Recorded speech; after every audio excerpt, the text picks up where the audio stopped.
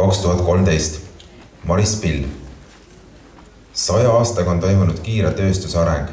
Meil on võimalik teada saada sekundiga, mis toimub ekvaatori taga, jäädvustada sadu kaadreid lille õide puhkamisest, reisile kaasa võtta lemmikkirjaniku kõik teosed ja see kõik mahub ühte kotti.